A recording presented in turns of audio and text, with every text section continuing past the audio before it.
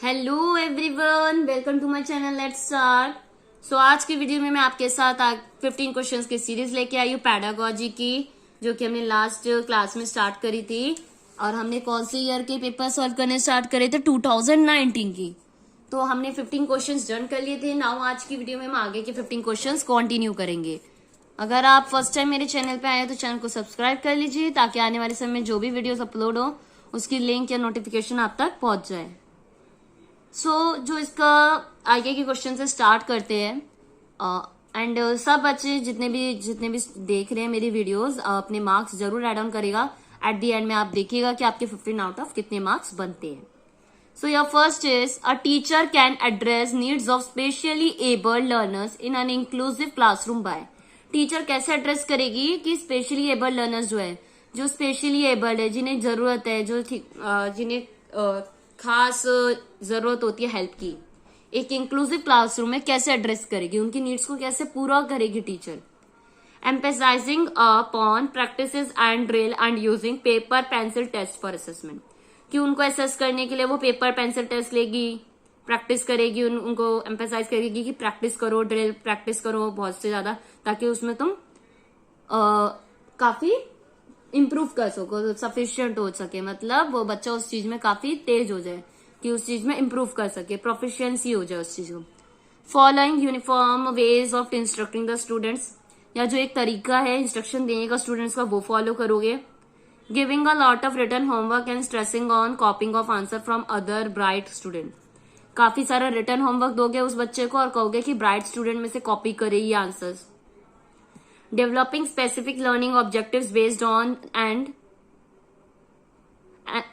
analysis of each student's learning strengths and weaknesses. Specific learning objective को develop करोगे बच्चे की, किस बेसिस पे एनालाइज करोगे उसकी, हर एक बच्चे की स्ट्रेंथ एंड वीकनेस के अकॉर्डिंग, इंडिविजुअली। ईच लिखा है ना, हर बच्चे को आप डेवलप करोगे, इस तरह के लर्निंग ऑब्जेक्टिव्स डेवलप करोगे हर बच्चे की लर्निंग स्ट्रेंथ एंड वीकनेस को माइंड में ध्यान में रखते हुए। तो एज अ टीचर आप क्या करोगे? This is the correct answer, कि आप हर एक बच्चे की needs and weakness and strength दोनों को ध्यान रखेंगे। Then your next one is a teacher can encourage creative learners in her classroom by. Teacher encourage करेगी क्रिएटिव लर्नर्स को अपनी क्लासरूम में, किस तरह से? Emphasizing convergent thinking, discouraging divergent thinking, encouraging multiple perspectives and appreciating original ideas, या discouraging the students from taking risk and undertaking challenges, कि बच्चों को कन्वर्जेंट थिंकिंग में करेगी। कि कन्वर्जेंट थिंकिंग क्या होती है, मैंने लास्ट टाइम भी बताया था, कि एक पर्टिकुलर आंसर लाने में बच्चों की मदद करेगी कि यही आंसर आना चाहिए। डिस्करेजिंग मतलब डाइवर्जेंट थिंकिंग को डिस्करेज करेगी, उसको एज अ यूज नहीं करेगी टीचर। कि डाइवर्जेंट थिंकिंग क्या होता है कि हर एक बच्चा अपना अपना पॉइंट ऑफ व्यू देख रहा है, डिफरेंट व्यूज आ रहे हैं, तो उस चीज को डिस्करेज करेगी, उसका यूज नहीं करेगी, एंकरेज नहीं करेगी उस चीज को। Encouraging multiple perspectives and appreciating original idea, कि मल्टीपल पर्सपेक्टिव्स को एंकरेज करेगी एंड अप्रिशिएट करेगी आइडियाज को। Discouraging the students from taking risk, बच्चों को मना करेगी कि रिस्क ना ले, कोई चैलेंज ना करे, जो है वो उसे as it is rote learning एक तरह से कहीं ना कहीं वो करेगी। तो एक टीचर क्रिएटिव लर्नर को अपनी क्लासरूम में किसके थ्रू एंकरेज करेगी? जल्दी से बताइए, इसका करेक्ट आंसर क्या होगा?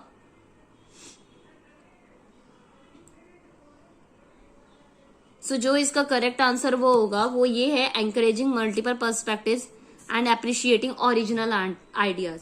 मल्टीपल पर्सपेक्टिव्स को एंकरेज करेगी एंड अप्रिशिएट करेगी ओरिजिनल आइडियाज को। Then your next one is 18th, which of the following factors supports meaningful learning in the class. इनमें से कौन सा फैक्टर सपोर्ट करता है मीनिंगफुल लर्निंग को क्लास में, कि मीनिंगफुल लर्निंग हो रही है? Increasing number of test to motivate children to learn, काफी सारे टेस्ट लेना ताकि बच्चा मोटिवेटेड होए और लर्न करे। Increasing rewards to motivate children student, और रिवॉर्ड जितने हो ज्यादा से ज्यादा बच्चों को दो ताकि वो मोटिवेट हो। Following only the lecture mode of instruction, या सिर्फ लेक्चर मोड इंस्ट्रक्शन का फॉलो करना चाहिए। Showing genuine interest in the content matter and having concern for children's overall well being and learning, कि एक जेन्युइन इंटरेस्ट दिखाना कि बच्चे का मैटर, कंटेंट मैटर में इंटरेस्ट है कि नहीं, कंसर्न करना कि चिल्ड्रन का ओवरऑल वेलबींग एंड लर्निंग कैसी है, उस चीज पे ध्यान देना। तो मीनिंगफुल लर्निंग इनमें से कौन सी होगी? जल्दी से कमेंट सेक्शन में बताएंगे कि इसमें आपके अकॉर्डिंग चारों में से मीनिंगफुल लर्निंग कौन सी है। एज अ टीचर ये यूज करना चाहिए टीचर को। सो जो करेक्ट आंसर है वो क्या होगा? Showing genuine interest in the content, कि बच्चे इंटरेस्ट दिखा रहे हैं तो वो एक जेन्युइन लर्निंग होगी, मीनिंगफुल लर्निंग होगी। रिवॉर्ड्स वगैरह से बच्चा मीनिंगफुल लर्निंग होगा नहीं, वो सिर्फ रिवॉर्ड लाने के चक्कर में बस लर्न करेगा, रोट लर्निंग पर फोकस जाएगा इससे, तो वो जेन्युइन लर्निंग नहीं होगी, मीनिंगफुल लर्निंग नहीं होगी। उसका ज्यादा से ज्यादा ध्यान इंक्रीजिंग रिवॉर्ड्स में होगा, और ज्यादा से ज्यादा टेस्ट लेना मतलब वो कहीं ना कहीं मोटिवेट नहीं कर रहा बच्चे को लर्निंग में। और लेक्चर मैटर तो कभी भी इंस्ट्रक्शन वो फॉलो नहीं करता, मतलब बच्चे की मीनिंगफुल लर्निंग के नहीं करता support. Next, an example of effective problem solving strategy is, जो एग्जाम्पल है इफेक्टिव प्रॉब्लम सॉल्विंग स्ट्रेटेजी वो है not paying any attention to evaluating the solution, कोई अटेंशन ना पे करना कि जो सॉल्यूशन है उस पर ध्यान ना देना। Functional fixedness, focusing on only the conventional function of an object, एक फिक्स्ड है कि इसी पे फोकस करना है, सबका ध्यान उसी पे है। Response set, getting stuck on one way of representing a problem, और रिस्पॉन्स सेट कर दिया कि इसी में यही प्रोसेस होना चाहिए, यही प्रॉब्लम का तरीका है सॉल्व करने का। Means and analysis, mean and मतलब मीन समझ के साथ उस चीज को सीखना। Dividing the problem into number of circles, कि कोई भी अगर प्रॉब्लम को आप सॉल्व करने जा रहे हो उसको आपने सब डिवाइड कर दिया कई सारे शॉर्ट उसमें, एंड देन आप उसे सॉल्व कर रहे हो। तो एक इफेक्टिव प्रॉब्लम सॉल्विंग स्ट्रेटेजी क्या होगी इन चारों में से? जल्दी से बताइए।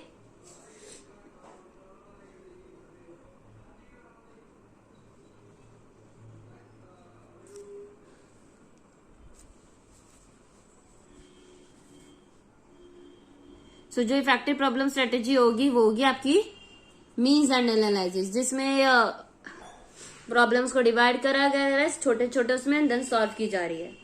Then your 20 is which of the following is not an effective strategy for teaching learning, इनमें से कौन सी इफेक्टिव स्ट्रेटेजी नहीं है टीचिंग लर्निंग के लिए? Encouraging children to make intuitive guesses, कि बच्चों को एंकरेज करना कि जो उनको गैस करना, गैस करने पे फोकस करना। किस पे फोकस करना?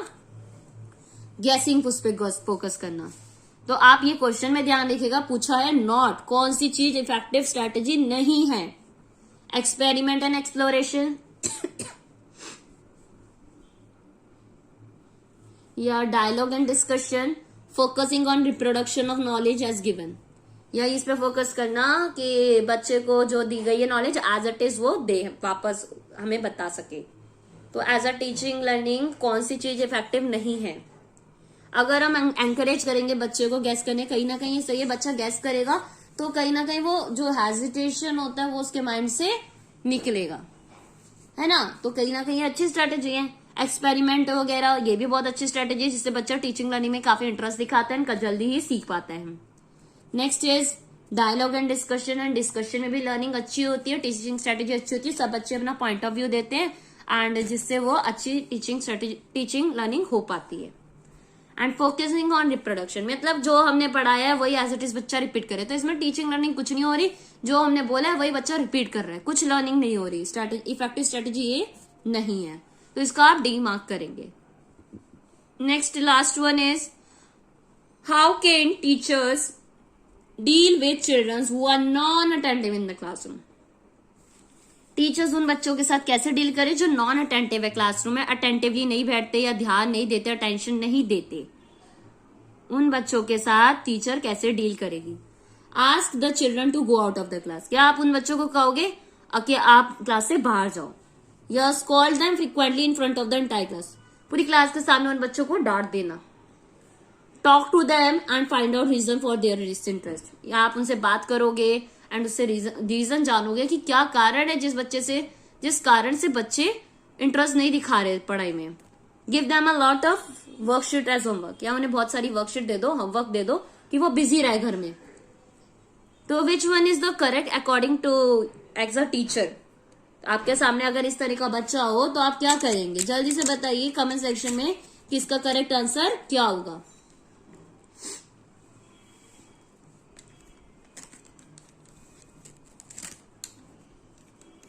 सो जो इसका करेक्ट आंसर होगा, talk to them and find out reason for their disinterest. क्या आप उनसे बात करोगे और जानेंगे कि क्या कारण है जिस कारण से बच्चा इंटरेस्ट नहीं दिखा रहा है स्टडीज में। चलिए हम नेक्स्ट क्वेश्चन की तरफ बढ़ते हैं। Then your next question is constructivist approach suggests that dash is crucial for constructing knowledge। Constructivist जो अप्रोच है ये हमें सजेस्ट क्या करती है कि क्या काफी क्रूशियल है नॉलेज कंस्ट्रक्ट करने के लिए। Prior knowledge of the learner, conditioning, punishment या रोट मेमोराइजेशन। अगर आपको कुछ कंस्ट्रक्ट करने नॉलेज तो आप रोट मेमोराइजेशन पे तो नहीं करोगे और ना ही बच्चे को पनिशमेंट देंगे। और कंडीशनिंग, कहीं ना कहीं अगर आप कोई चीज न्यू कंस्ट्रक्ट करने जा रहे हो तो बच्चे की प्रीवियस नॉलेज को आप ध्यान में रखते हुए करोगे। तो जो प्रायर नॉलेज है लर्नर की वो कहीं ना कहीं काफी क्रूशियल होती है, इंपॉर्टेंट होती है हमारी नॉलेज कंस्ट्रक्ट करने में बच्चे की। Then your next question is children construct native theories about various phenomena in this background a teacher should. Children construct करते कई नेव थ्योरीज एंड अबाउट कई सारे फिनोमेनास पे, तो टीचर को क्या करना चाहिए। Challenge this conception of the children through dialogue, dismiss this ideas that children have, ignore children's ideas and theories, scold the children for having these ideas and interfere with her teaching.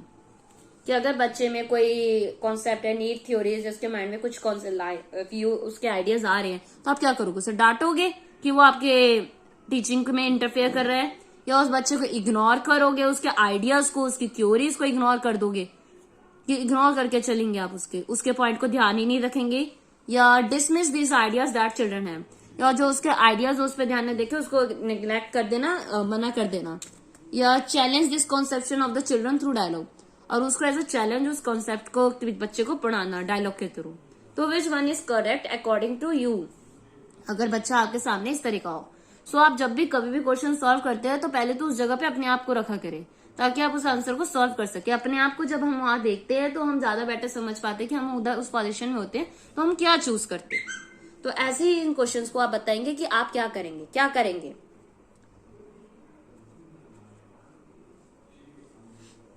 सो जो correct answer है वो है A, challenge this conception of the children through dialogue, कि बच्चे को challenge जो उसका as a challenge लेंगे एंड उसके कॉन्सेप्ट्स को क्लियर करेंगे थ्रू आउट द डायलॉग्स। चलिए हम नेक्स्ट वन की तरफ बढ़ते हैं। आपके टोटल अब हम कौन से क्वेश्चन पे आ गए हैं, हम टोटल 8 क्वेश्चंस डन कर चुके हैं। This is your 9th one and mark करते जाइएगा कि आपके कितने आंसर करेक्ट आते हैं एंड कितने रॉन्ग।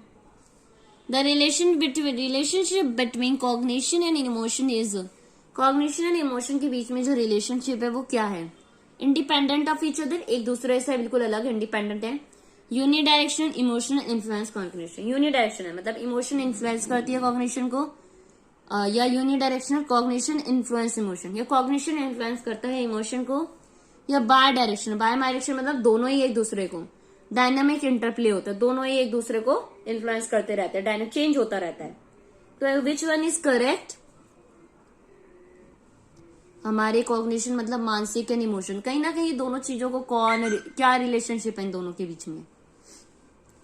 यस, तो जो इसका करेक्ट आंसर है वो है डी, बाय डायरेक्शनल, कहीं ना कहीं दोनों ही रोल प्ले करते हैं। कैसे, कई बार जो कॉग्निशन है मानसिक है, कई बार दिमाग से, माइंड से हम कुछ चीजों के डिसीजन लेते हैं, कई बार हम इमोशनली डिसीजन लेते हैं इमोशंस के अकॉर्डिंग। तो दोनों कहीं ना कहीं अपना रोल प्ले करते हैं, कई बार इमोशंस जीतते हैं तो कई बार कॉग्निशन विन होता है, तो दोनों ही बाय डायरेक्शनल रोल प्ले है। Then your next 5th one, which of the following factor affect learning, कौन सी चीज है फैक्टर है जो लर्निंग को अफेक्ट करता है। इंटरेस्ट ऑफ द स्टूडेंट, कि बच्चे का इंटरेस्ट होना स्टूडेंट्स का पढ़ाई में, इंटरेस्ट कैसा है बच्चे का स्टूडेंट का, उसके अकॉर्डिंग लर्निंग पे अफेक्ट पड़ेगा कि नहीं, क्या क्या चीजें अफेक्ट करती है। तो इंटरेस्ट स्टूडेंट का, emotional health of the student, या pedagogical strategy, social cultural context of the student. तो बताइए कौन सा होगा। नीचे ऑप्शन गिवन है, फर्स्ट एंड सेकंड ओनली, या first second third only, second third only, या चारों ही करेक्ट है, जल्दी से बताइए। सो कहीं ना कहीं कभी भी लर्निंग करते हैं तो उसमें बच्चे का इंटरेस्ट तो काफी ज्यादा इंपॉर्टेंट होता है, उसकी इमोशनल हेल्थ मतलब उसकी हेल्थ अच्छी होगी तभी वो लर्निंग भी कर पाएगा, एंड पैडागोजिकल स्ट्रेटेजीज का हम यूज करेंगे तो लर्निंग ज्यादा अच्छी होगी। एंड जो सोशल एंड कल्चरल कॉन्टेक्स्ट है स्टूडेंट को, उसका भी हम यूज करते हैं लर्निंग में। तो these all are the factors affect, जी सारे फैक्टर्स है जो कहीं ना कहीं अफेक्ट करते हैं लर्निंग को। किसको? लर्निंग को अफेक्ट करते हैं। देन ईयर 26 टोटल 10 क्वेश्चन हो चुके हैं हमारे, अब नाउ 11th वन। तो 10th में से आई होप आपने काफी अच्छा स्कोर किया होगा, क्योंकि काफी इजी क्वेश्चंस हैं, डायरेक्ट क्वेश्चंस हैं, अभी भी कोई भी इतना ट्रिकी क्वेश्चन आए नहीं है। Then 26 is dash are an important aspect of the process of meaningful construction of knowledge. ये एक इम्पॉर्टेंट एस्पेक्ट है, प्रोसेस है मीनिंगफुल कंस्ट्रक्शन ऑफ नॉलेज का। कौन सा? Social interaction, drill and repetitive recall, reward and punishment या stimulus response association. तो इनमें से कौन सी चीज है जो काफी इंपॉर्टेंट एस्पेक्ट है किस प्रोसेस में? मीनिंगफुल कंस्ट्रक्शन ऑफ नॉलेज का। जल्दी से बताइए क्या होगा आंसर। तो जो इसका करेक्ट आंसर होगा वो होगा सोशल इंटरेक्शन।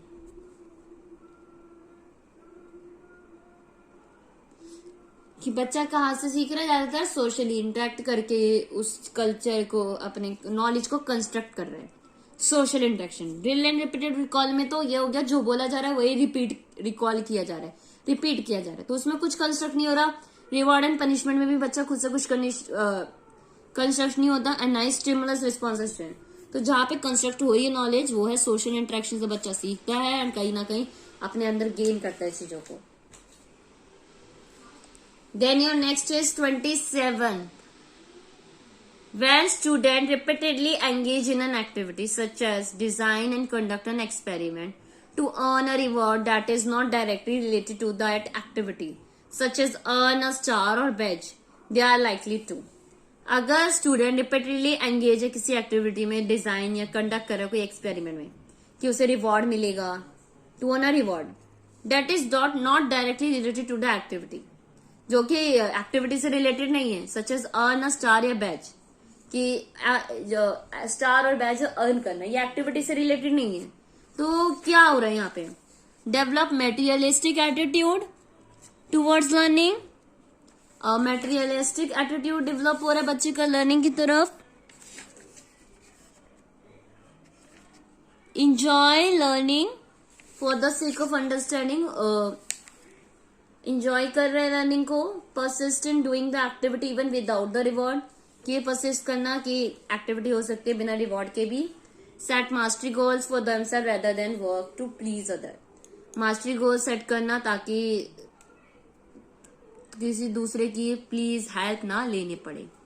तो अगर बच्चा किसी भी चीज में रिपीटली एंगेज है तो क्या होगा? कहीं ना कहीं वो डेवलप कर रहा है मेटीरियलिस्टिक एटीट्यूड, उस जो मटेरियल है उसको डेवलप कर रहा है, समझ रहा है उसके तरफ, उसे लर्न कर रहा है, समझ रहा है उस मटेरियल को। The concept of childhood is called, childhood का क्या कॉन्सेप्ट है? Universally the same across different cultural context. Childhood का मतलब क्या है? Same across different cultural, same है बट डिफरेंट कल्चरल कॉन्टेक्स्ट पे। Social construction according to contemporary socio constructivist theory, जो सोशल कंस्ट्रक्शन है किसके अकॉर्डिंग है? जो कंटेम्पररी सोशियो कंस्ट्रक्टिविस्ट थ्योरीज है उनके बिहाफ पे। That children are born evil and have to be civilized, children born evil होते हैं, उन्हें सिविलाइज किया जाता है। That children begin with nothing at all and their characteristics are shaped entirely by environment. Children जब start होते हैं उनके पास कुछ नहीं होता एंड जो उनकी कैरेक्टरिस्टिक्स होती है, चीजें होती है, उनको शेप किया जाता है इन्वायरमेंट द्वारा। तो चाइल्डहुड क्या है? सोशल कंस्ट्रक्ट है according to contemporary socio constructivist theory, कि सोशल कंस्ट्रक्ट है, सोशल सोसाइटी में जैसा होता है वैसा वैसा बच्चा चाइल्डहुड में सीखता है, सोसाइटी को ही अपनाता है अपने अंदर, तो एक तरह से सोशली कंस्ट्रक्ट किया गया होता है। विच of the following characteristics the period of middle childhood, इनमें से कौन सा कैरेक्टराइज कर रहा है किस पीरियड को? मिडल चाइल्डहुड को। Physical growth and development occur at a very rapid pace, जो फिजिकल ग्रोथ एंड डेवलपमेंट है काफी तेज होती है मिडल चाइल्डहुड में। Ability to think abstractly and use of scientific reasoning develop, कि बच्चा एब्स्ट्रैक्टली सोच पाता है और साइंटिफिक रीजनिंग डेवलप होती है। Children begin to think logically but concretely, कि मतलब बच्चा लॉजिकली सोचने लगता है, पर थोड़ा थोड़ा लिमिटेड उसमें। Learning walkers primarily through sensory and motor activity, कि प्राइमरी बच्चा सेंसेस के थ्रू एंड मोटर्स के थ्रू। बट जब बात ही मिडिल चाइल्डहुड की हो रही है तो यहाँ पे सेंसेस की तो बात ही नहीं हो सकती ना। और फिजिकल ग्रोथ एंड डेवलपमेंट काफी रैपिड स्टेज पे होता है, नो। या एब्स्ट्रैक्टली बच्चा नहीं सोच पाता मिडिल चाइल्डहुड में, तो जो बच्चा कर पाता है स्टार्ट कर देता है लॉजिकली सोचना। Then your last one is family and neighbourhood are. Family and neighbourhood क्या है? साइकोलॉजिकल एजेंसी है चिल्ड्रन की, प्राइमरी सोशलाइजिंग एजेंसी है, मिडिल सोशलाइजिंग एजेंसी है, सेकेंडरी सोशलाइजिंग एजेंसी है। फैमिली जो कि बच्चे की पहली होती है। बच्चा जब बॉर्न होता है, जब बच्चे का बर्थ होता है, तो उसके आसपास वो किससे सीखता है चीजें? फैमिली से सीखता है। तो फैमिली क्या होगी? प्राइमरी सोशलाइजिंग एजेंसी हो गई। तो B is the correct answer. So यहाँ पे आपके 15 क्वेश्चंस की सीरीज कंप्लीट होती है। तो आप बताएंगे आपके 15 में से कितने मार्क्स आए हैं आउट ऑफ 15, कितने आपने गेन करे हैं। तो कमेंट में जरूर बताइएगा 15 में से 15 आउट ऑफ 15 कितने मार्क्स आए हैं। एंड ये वीडियो कैसी लगी, आपको हेल्पफुल लगी तो वीडियो को लाइक कर देना एंड कमेंट करके जरूर बताइएगा कि कैसी लगी। एंड अपने फ्रेंड्स के साथ जो भी टीचर्स बनना चाहते हैं उनके साथ भी आप शेयर कर सकते हैं, या जो भी कॉम्पिटेटिव एग्जाम, टीचिंग एग्जाम के लिए प्रिपरेशन कर रहे हैं उनके लिए भी हेल्पफुल है। तो पैडागोजी तो आपके कई सारे टीचिंग एग्जाम्स में आती है, तो ये कहीं ना कहीं हर एग्जाम्स में आपकी मदद करेगी। So thank you everyone for watching my video.